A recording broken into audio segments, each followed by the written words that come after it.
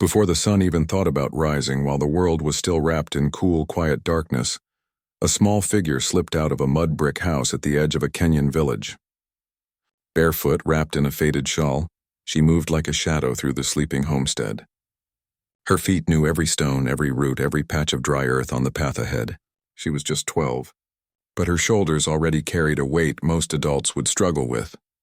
Her family's farm, really just a patch of land barely bigger than a football field, hadn't yielded much that season. The rains came late, then stopped too soon.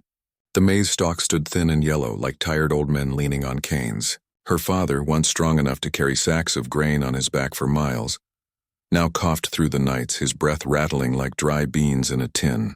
Medicine cost money. School fees cost money. Food cost money. And money was something they simply didn't have. So she did what she could. Each morning, before anyone else stirred, she walked the dusty road that wound past the village and into the scrubland beyond. There, where the soil was too poor for crops but tough enough for wild things to grow, she found her treasure: flowers. Not the fancy kind you'd see in city gardens, but hardy, bright blooms that pushed through cracks in the earth, orange marigolds with ruffled petals, deep red hibiscus that opened wide to the sun, clusters of tiny white daisies that smelled faintly of rain. Most people walked right past them. To them, these were just weeds, but to her they were hope. She'd kneel in the dirt, careful not to crush the stems, and pick them one by one. Her fingers, though small, moved with quiet precision. She didn't yank or tear. She twisted gently at the base like her grandmother had once shown her. Plants feel pain too, the old woman used to say. Treat them kindly and they'll give you their best. She gathered them into loose bunches, tying each with thin strips of dried grass or old string she'd saved from market bags. By the time the sky began to blush pink in the east, she'd have 3 or 4 bundles, enough for the day. Then came the walk to town. 5 kilometers. That's more than 3 miles. On feet that had never known proper shoes. Over rocks, through dry riverbeds, past grazing goats and sleepy cattle. The sun climbed higher, hotter, turning the path into a shimmering ribbon of heat. Sweat beaded on her forehead, but she didn't complain. Complaining wouldn't fill her father's medicine bottle or put ugali on the table. When she finally reached the edge of the small market town, she'd find her usual spot, a patch of shade near the bus stop where commuters waited for matatus. The colorful minibuses that rattled along the roads. She'd lay out her flowers on a square of cloth, arranging them so the colors popped against the dull gray of the pavement. She didn't shout or wave people over like some vendors did. She just sat quietly, eyes watching the flow of people, hands folded in her lap. At first, no one paid her much mind. She was just another child selling something. But slowly, people began to notice. Maybe it was the way her flowers looked fresher than the wilted ones others sold. Maybe it was the way she smiled shyly when someone asked how much. Or maybe it was just that her presence was so calm in the middle of the noisy, chaotic market. A school teacher bought a hibiscus for her desk. A bus conductor tucked a marigold behind his ear for luck. A woman heading to church chose a small bouquet for the altar. Each sale was just a few shillings, barely enough to buy a loaf of bread, but she saved every single coin in an old tin under her sleeping mat. Every evening, after helping her mother cook and wash, she'd count them again, whispering numbers to herself like a prayer. She dreamed of things most kids her age took for granted. A new school uniform, a notebook that wasn't filled with someone else's scribbles, a real bed instead of a thin mat on the floor. But mostly, she dreamed of the day her father would stop coughing, when he'd stand tall again and walk with her to the fields without leaning on a stick. Some days were hard. Rain would wash out the path, or a dog would knock over her bundles. Once, a group of older boys mocked her, calling her flower girl like it was an insult. She didn't cry. She just picked up her scattered blooms, retied them, and sat back down. Her silence spoke louder than any shout. What no one saw was the care she put into every detail. She watered her flowers with dew she collected in the morning. She kept them cool by wrapping the stems in damp leaves. She learned which blooms lasted longest in the heat and which ones smelled best in the evening. She didn't just sell flowers. She gave people a moment of beauty in their busy, tired lives. And that mattered. Back home, her little brother watched her with wide eyes. He started helping, gathering string or holding the cloth while she arranged her bundles. Her mother, though worn thin by worry, would sometimes bring her a cup of weak tea before she left at dawn. "You're strong," she'd say. brushing a strand of hair from her daughter's face. Stronger than you know. And maybe that was true, but strength wasn't something she felt inside. It was just what you did when there was no other choice. You got up, you walked. You picked the flowers. You kept going. One morning, as she knelt by the roadside, a single drop of rain landed on her cheek. Then another. The sky darkened. She looked up, heart pounding, not with fear but with something close to wonder. Rain meant life. Rain meant the earth would soften. Rain meant maybe, just maybe, next season would be better. She tucked the last marigold into her bundle, stood and began the walk to town, the first drops of rain soaking into her shawl, her hair, her skin. The flowers in her arms stayed bright, tiny flames of color against the gray morning. And though no one was watching, she smiled. Because even in the hardest times, beauty still grew. You just had to be willing to look for it, and brave enough to pick it. The market day was like any other, hot, noisy, and full of people rushing in every direction. Dust swirled around bare feet and worn sandals, mixing with the smell of frying samosas, diesel fumes, and ripe fruit. She sat in her usual spot near the bus stop, her small bundles of flowers neatly arranged on the faded cloth. Her back ached from the long walk and her throat was dry, but she kept her eyes alert, watching for anyone who might pause, even for a second. Most days, sales came slow. A few coins here, a kind word there, enough to keep hope alive, but never enough to change anything. She'd learned not to expect too much. Life had taught her that surprises were usually bad. Another bill, another coughing fit from her father, another empty pot at dinner. So when a sleek black car, shiny like wet stone, rolled to a stop just a few feet from her stall, she didn't get excited. If anything, she tensed. Rich people didn't stop for wildflowers. They bought from fancy shops in the city, wrapped in cellophane and priced like jewels. But the car door opened. Out stepped a man in a crisp white shirt. Though it wasn't stiff or showy, just clean, like someone who respected himself. He wasn't young, but he wasn't old either. His hair was mostly gray, and he walked with a slight limp, leaning on a wooden cane. His eyes, though, were sharp and kind, scanning the market not with impatience but with curiosity. When his gaze landed on her flowers, he stopped. He didn't say anything at first, just stood there looking at the marigolds, the hibiscus, the little white daisies tied with grass. Then he crouched down slowly, carefully, so he was at her eye level. "These are yours?" he asked, his voice calm, like water over smooth stones. She nodded, suddenly shy. She'd spoken to customers before, but this felt different. He wasn't just buying. He was seeing. "They're fresh," she said quietly. "Picked this morning," he smiled. Not the kind of smile people give when they're just being polite, but a real one, warm and quiet. "I can tell," he said. "Most flowers in the market look like they've been through a storm. Yours look like they just woke up to sunshine." She didn't know what to say to that, so she just looked down at her hands. He bought all 4 bundles, paid her more than they were worth, enough to buy medicine and a small bag of rice. She tried to give him change, but he shook his head. "Keep it," he said. "You've earned it." Then he got back in the car and drove away. She thought that was the end of it, just a lucky break on a hard day. But the next morning, as she arranged her new batch of flowers under the same patch of shade, the black car returned. Same time, same spot. He stepped out, nodded like they were old friends, and bought everything again. This happened for a week. Every morning, like clockwork. He never rushed, never bargained. Sometimes he'd ask a question. "Where do you find the red ones?" Or "Do they last long in water?" She'd answer simply, honestly. And he'd listen, really listen, as if her words mattered.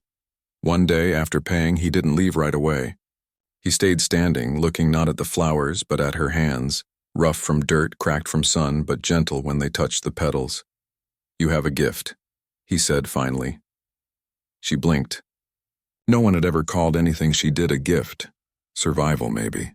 Hard work, sure. But a gift? That sounded like something for people in storybooks. "I just picked them," she said. "But you see them," he replied. "Most people walk past these flowers every day and never notice. You don't just see them, you understand them. That's rare." She didn't know how to respond, so she stayed quiet. But something inside her shifted just a little, like a seed turning toward light. The next time he came, he brought a small notebook. He showed her sketches of different flowers. Some she recognized, others she'd never seen. He explained their names, where they grew, what kind of soil they liked. He spoke about roots and sunlight, and how some plants needed more water while others thrived in dry places. It wasn't like school, where lessons felt heavy and far away. This felt alive, real. "You could grow your own," he said one morning, as they sat on the curb while the market buzzed around them. "Not just pick wild ones. Plant them, care for them, make them stronger." She looked at her bare feet, then at the dusty road. "I don't have land," she said. "And seeds cost money." He nodded slowly. "You don't need much, just a small patch. And I know where to get seeds that won't cost you anything." She looked up at him then. Really looked. There was no pity in his eyes, just respect. And maybe a little hope. Over the next few weeks, he began teaching her. Not in a classroom, but right there in the dirt. He showed her how to test soil by rubbing it between her fingers. How to tell if a plant was thirsty or drowning. How to protect young shoots from goats and chickens. He brought her a trowel, small with a wooden handle, and a sack of compost made from kitchen scraps and dried leaves. "You don't fight the land," he told her. "You work with it. Listen to it. It'll tell you what it needs." She started small. A corner of her family's yard near the back wall where the chickens didn't scratch. She cleared the stones, mixed in the compost, and planted a few marigold seeds he'd given her. Every evening after chores, she'd kneel there, watering with a tin cup, whispering to the tiny green sprouts as if they could hear her. Her mother watched from the doorway, arms crossed but not angry, just curious. "Who is that man?" she finally asked one night. "He used to grow flowers," the girl said. "Big ones, for hotels and weddings, in Nairobi." Her mother was quiet for a long time. Then she said, "Be careful. Not all kindness is free." But the girl had already decided. This wasn't a trick. It was a chance, and she wasn't going to waste it. When the first marigold bloomed in her little patch, bright orange, strong stem, petals wide open to the sky, she ran to the road and waited. When the black car appeared, she held out the flower like an offering. He took it, studied it, then smiled wider than she'd ever seen. "You did this?" he asked. She nodded. "This," he said, holding the bloom gently, "is the beginning." From then on, their meetings weren't just about buying flowers. They were about learning. About dreaming. He told her about markets and cities where people paid good money for fresh, natural blooms, especially if they were grown without chemicals, with care. "People are tired of plastic-looking flowers," he said. "They want real ones. Ones with soul." She didn't know what soul meant in a flower, but she knew what it felt like in her chest when she tended her patch, like she was part of something bigger. One afternoon, as the sun dipped low and painted the sky gold, he handed her a folded piece of paper. "This is the address of a women's group in the next village here," he said. "They lend small amounts of money to girls with good ideas. Tell them I sent you." Her heart pounded. "A loan for her? But wait, what if I can't pay it back?" she whispered. "Then you try again," he said simply. "Failure isn't the end. Stopping is." She held the paper like it was a map to a new world. That night, she didn't just count coins in her tin. She made a list on the back of an old receipt. Seeds, more compost, string for tying, maybe a second trowel. And at the bottom, in careful letters, school fees. The black car still came every morning. But now, when it stopped, it wasn't just a customer stepping out. It was a teacher, a believer. And slowly, quietly, the girl began to believe in herself too. The day she walked into the women's group meeting, her heart hammered so hard she thought it might burst through her chest. The room was small, filled with women of all ages, some with gray in their hair, others with babies strapped to their backs. They sat on wooden benches, talking in low, steady voices about loans, harvests, and children's school needs. She stood near the door, clutching the folded paper like a lifeline, her bare feet dusty from the walk. One of the older women noticed her and smiled. "Come in, child. You're not lost, are you?" I was sent," she said, her voice barely above a whisper. She held out the paper. The woman read it, then looked up, her eyes softening. "Ah, so you're the flower girl." Word had traveled faster than she expected. But instead of making her nervous, it gave her courage. These women weren't strangers, they were people who understood struggle. They knew what it meant to stretch a shilling until it screamed. She told them everything. About the wildflowers, the black car, the small patch behind her house, the dream of growing more. She didn't beg. She just spoke plainly. like she was explaining how to tie a bundle of stems. When she finished, the room was quiet for a moment. Then one woman nodded. Another said, "We've seen your flowers at the market. They're always fresh." In the end, they agreed to lend her a small sum, not enough to change her life overnight, but enough to buy proper seeds, a roll of biodegradable twine, and a few sacks of organic fertilizer. Most importantly, they gave her something even rarer: trust. Back home, she didn't waste a single coin. She walked to the nearest town with a list in her pocket and returned with seeds wrapped in paper. Marigolds, zinnias, African daisies, and even a few lavender plants that the shopkeeper said smelled like calm. Her mother, seeing her determination, cleared more space behind the house. "If you're going to do this," she said, "do it right." So they did. Together they turned the patch into a proper little garden. They built a low fence from thorny branches to keep out the goats. They dug small trenches to catch rainwater. They mixed kitchen scraps into compost, turning banana peels and tea leaves into dark, rich soil. Every evening after chores and homework, she'd kneel in the dirt, planting, watering, watching, and the flowers grew. Not fast, not magically, but steadily. Green shoots pushed through the earth, then leaves, then buds. When the first zinnia bloomed, bright pink with layers of soft petals, she cried. Not from sadness, but from wonder. She had made this happen. With her own hands, she started selling these new flowers at the market alongside the wild ones. People noticed the difference right away. "These last longer," one customer said. "And they smell like real earth, not plastic." Orders began to come in. The local cafe owner asked if she could bring 5 bundles every Monday for the tables. A woman who ran a small guest house wanted fresh arrangements for her front desk. Each request was a tiny vote of confidence, but she didn't just sell. She listened. She learned that the cafe liked cheerful colors, yellows and oranges. The guest house preferred soft whites and purples for a calm feeling. So she started grouping her flowers not just by type but by mood. She even began weaving the stems with banana leaves her mother saved from cooking, natural, beautiful, and free. One day, 2 girls from her village stopped by her stall. They were her age, but their eyes were tired, like they'd already given up on dreams. "How do you do this?" one asked, pointing to the neat bundles. "Want to help?" she said. They looked surprised. "You'd pay us?" "Not much," she admitted, "but enough for soap or a notebook. And I'll teach you how to grow your own patch," they agreed. The next morning they were at her garden at sunrise, hands in the soil, learning how to pinch off dead leaves to help new buds grow. She showed them how to tell when a flower was ready to pick, not too young, not too old. How to keep the stems in water overnight so they'd stay fresh. It wasn't just work, it was pride.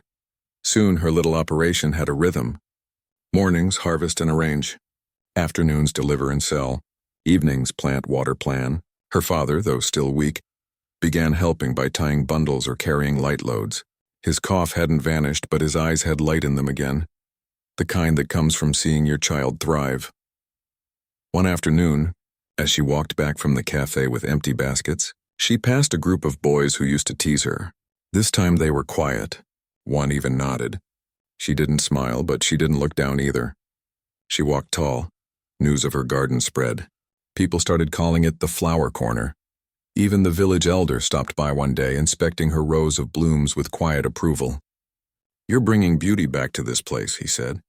That's good for the soul. She didn't think of it that way. She just thought of it as work that mattered. Then came the day she made her first real profit, enough to pay for her father's next round of medicine and buy new school shoes for her little brother. That night she placed the coins in her tin, but instead of just counting them, she wrote a new list on the wall near her bed. Fix the roof before rains come, buy more seeds, help Mama buy a new cooking pot. Save for secondary school. It wasn't a fantasy anymore. It was a plan, and the best part, she wasn't alone. The 2 girls she'd hired now had their own small patches at home. One brought her mother to see the garden, and the woman cried, saying, "My daughter has something to be proud of." That meant more than any coin. One evening, as the sun dipped behind the hills and painted the sky in streaks of orange and purple, she stood in her garden, hands on her hips, looking at what she'd built. Flowers swayed in the breeze. Bees hummed. Her brother chased a chicken away from the lavender. Her mother called her for supper. She wasn't rich. She still wore patched clothes and walked barefoot most days. But something had changed inside her. She wasn't just surviving anymore. She was growing like her flowers, rooted in hard work, reaching for light, and the best part? She knew this was only the beginning. The regional agricultural fair was held once a year in the county town, and this time she decided to go, not as a visitor, but as a seller. She'd never done anything like it before. Fairs were for big farms with tractors and sacks of certified seeds, not for a girl with a basket of hand-tied flowers. But the man with the black car had encouraged her. People need to see what you're doing, he'd said. Real, clean, honest work. It matters. So she saved for weeks, set aside extra coins, and borrowed a small wooden crate from the cafe owner. She lined it with banana leaves, arranged her best blooms, deep red hibiscus, golden marigolds, soft purple African daisies, and packed everything before dawn. Her mother helped her braid her hair tightly, and her little brother insisted on walking her to the bus stop, carrying the crate like it held treasure. When she arrived, the fairgrounds buzzed with energy. Tents stretched across the field, filled with displays of maize, beans, dairy goats, and beekeeping kits. Farmers in clean shirts stood proudly beside their prize crops. She felt small, almost invisible as she set up her humble stall in a quiet corner near the entrance. No fancy sign, just a handwritten note on cardboard, fresh flowers, grown with care. At first, people walked past without glancing. She didn't mind. She'd learned patience from the soil. But then a woman stopped. She was dressed in a neat dress, not like a farmer, but not like a city tourist either. She leaned closer, sniffed gently, and smiled. "These smell like my grandmother's garden," she said. That was all it took. Word spread. A few more people stopped. Then a group of school children on a field trip gathered around, pointing at the colors. A photographer snapped a picture. Someone bought a bouquet for their mother, then another. Soon her crate was half empty, and she was tying new bundles from her backup supply. She didn't notice the black cars at first. They rolled in quietly, one after another, 3 of them, polished and silent, parking near the main gate. Men in crisp shirts stepped out, talking into small devices, scanning the fair with serious eyes. Most vendors straightened up when they saw them. These weren't ordinary visitors. They were buyers, big ones. From Nairobi, maybe even beyond. One of them, taller than the rest, with silver-rimmed glasses and a calm walk, drifted toward the flower section. He passed stalls with dried herbs and potted succulents, but when he reached her corner, he stopped dead. He didn't speak, just stared at her display like he'd seen a ghost or a miracle. He picked up a marigold, turned it slowly in his fingers, then brought it to his nose. His expression changed, softened. "This is field-grown?"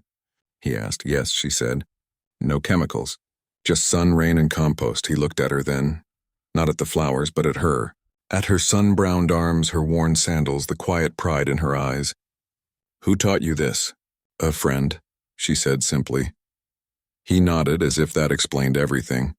Then he asked questions about her growing methods, how many stems she could produce weekly, whether she used pesticides.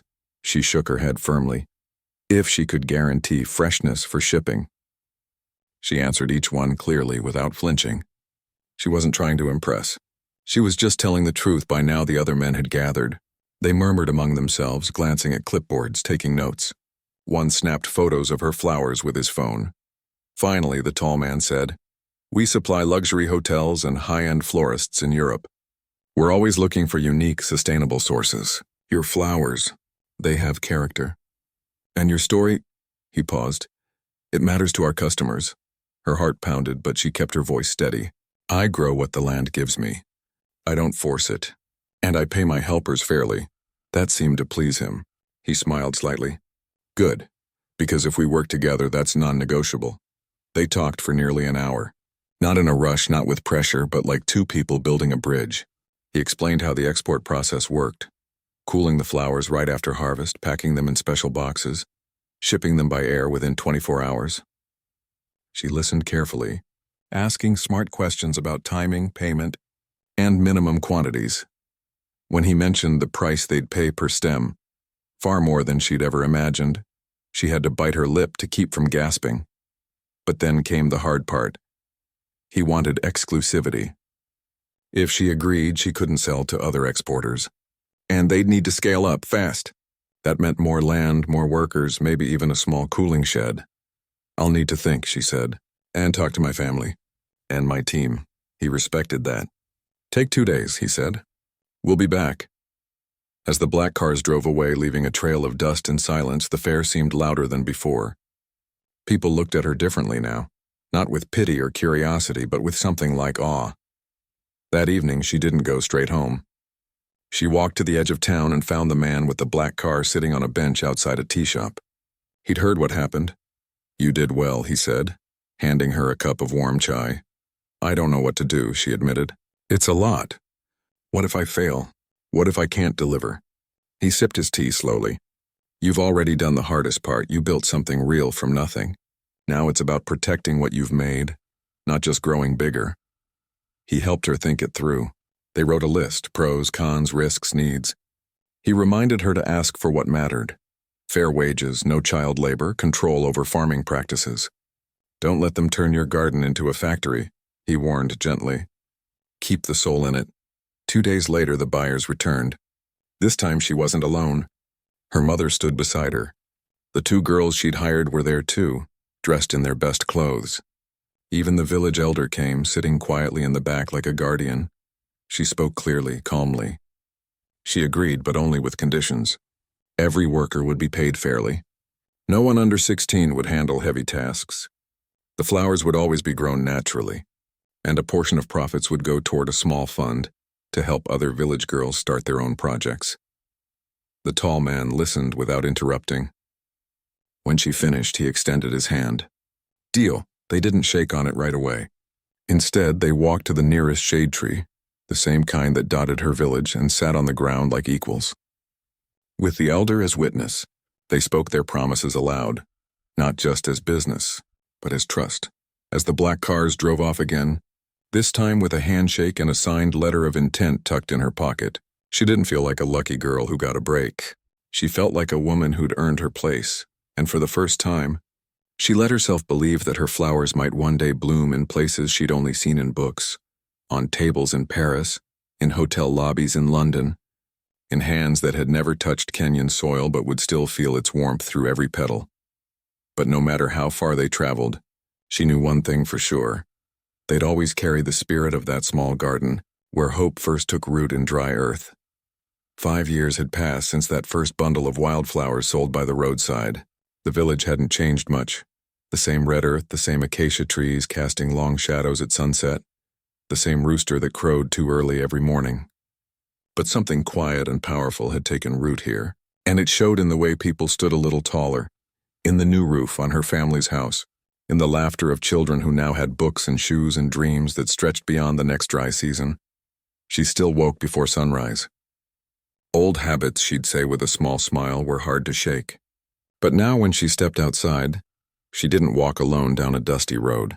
She walked through rows of blooming flowers, marigolds, zinnias, lavender, and rare native daisies, stretching across nearly 2 acres of land that once grew nothing but thorn bushes. The air smelled sweet and green, alive with bees and the soft rustle of leaves. This wasn't just a farm anymore. It was a home for plants, for people, for possibility. The black cars still came, not as often, but when they did, they didn't bring just buyers anymore. Sometimes they carried journalists with cameras and notebooks, eager to tell the story of the girl who turned roadside weeds into an international business. Other times they brought visitors from universities or development groups, wanting to learn how a small community-run flower project could thrive without sacrificing its values. She always welcomed them, offered them tea under the big mango tree, and showed them around not to impress but to share. Her operation had grown, yes. She now employed 12 women from the village, all paid fairly, all trained in sustainable growing methods.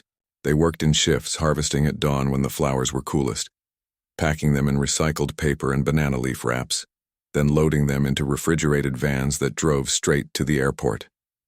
From there, the blooms flew to cities she'd once only seen in torn magazine pages: Paris, Amsterdam, Dubai. Yet, despite the distance, every stem still carried the same care it had on day one. But the real change wasn't in the exports. It was in what happened right here, at home.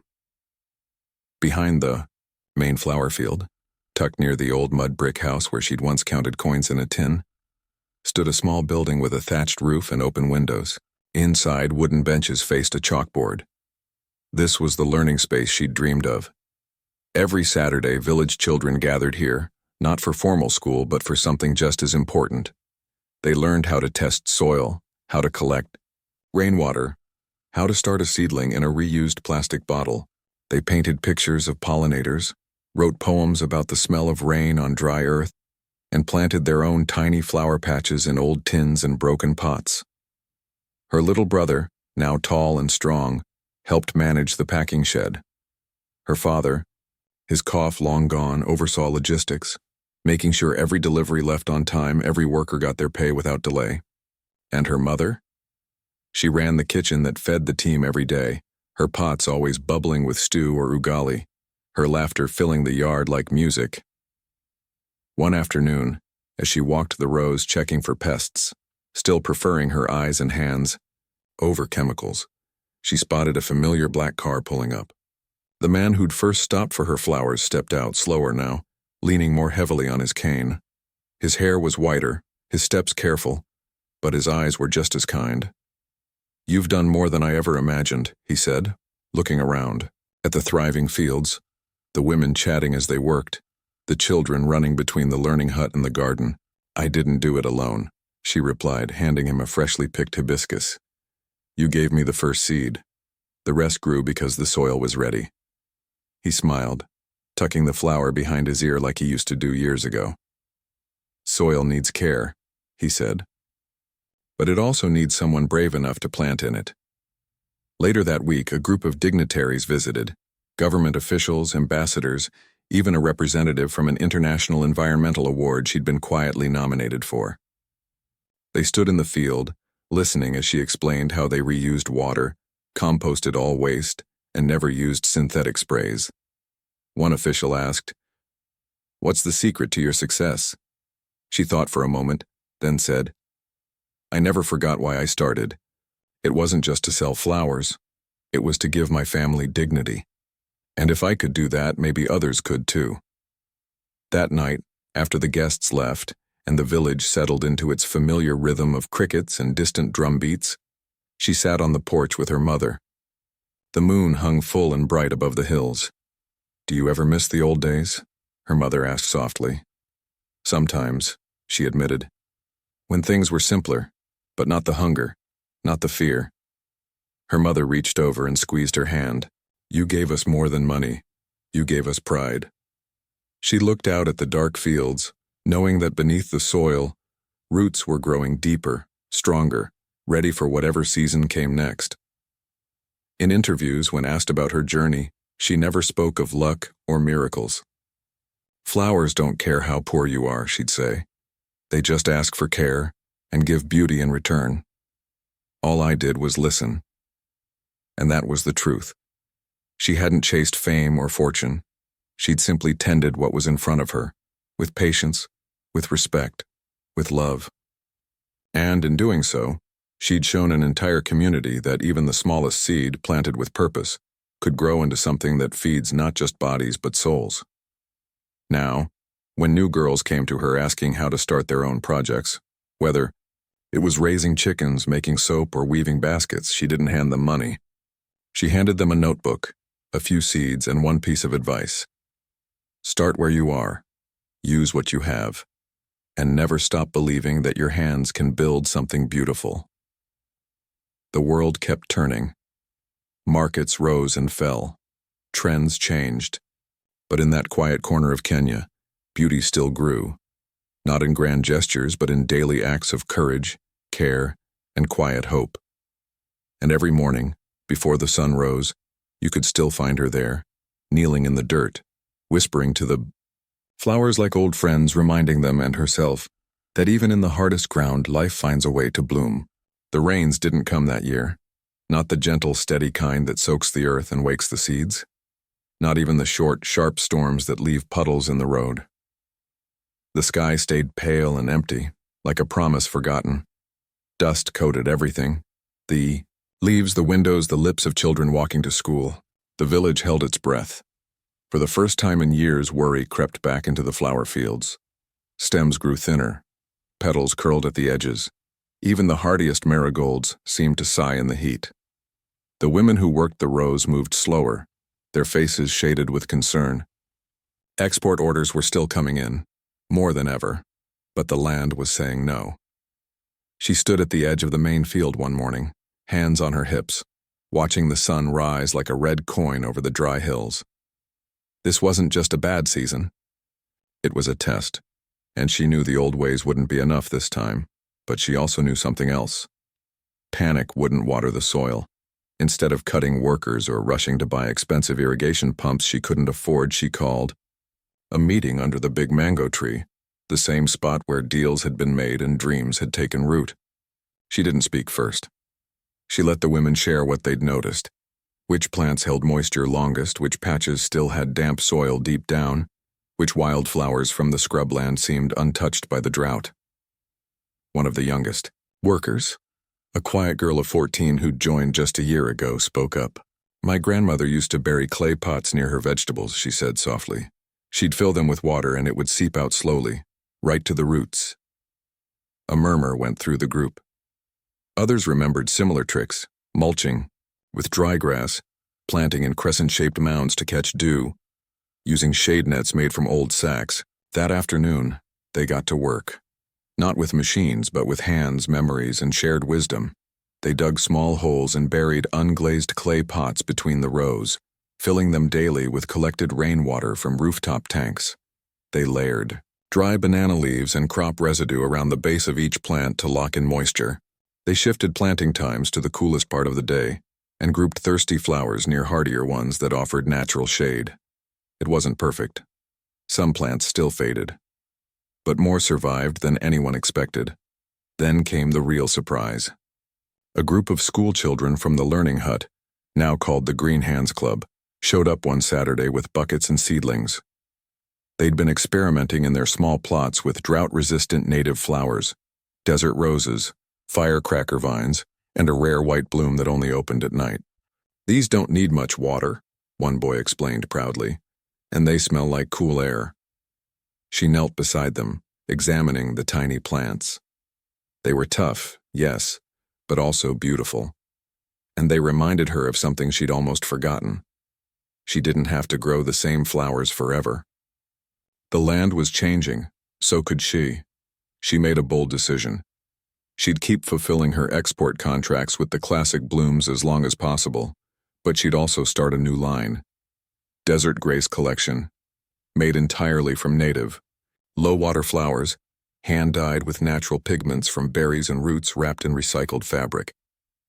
She wrote to her buyers in Europe not with excuses but with an invitation. Try something new, something born from resilience. To her amazement, they said yes.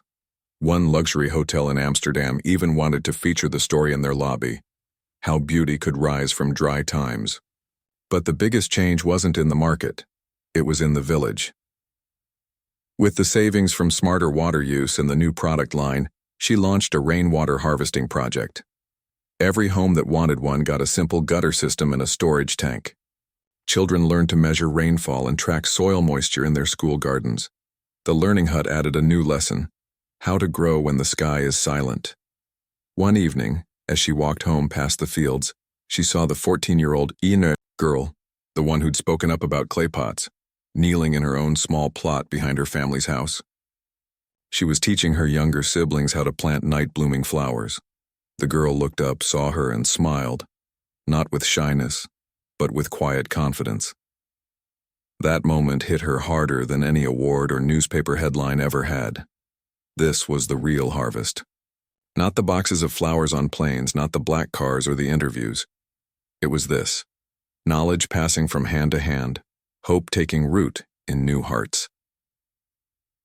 Later that week, she received a letter from a women's group in a neighboring county. Dry, struggling, much like her village had been years ago. They'd heard about her water-saving methods and asked if she'd come teach them. She didn't hesitate. She packed a small bag, borrowed a matatu, and spent 3 days in that dusty village, showing them how to make compost from kitchen scraps, how to space plants for shade, how to listen to the land instead of fighting it. On her last evening there, the women threw a small gathering. No speeches, just shared tea, songs, and stories under a sky full of stars. As she rode home, swaying with the motion of the bus, she thought about how far she'd come, not in distance, but in understanding. Success wasn't about never facing drought. It was about learning to bloom anyway. Back home, the first drops of rain finally fell. Not a storm, just a soft, steady hush that soaked into the waiting earth. By morning, the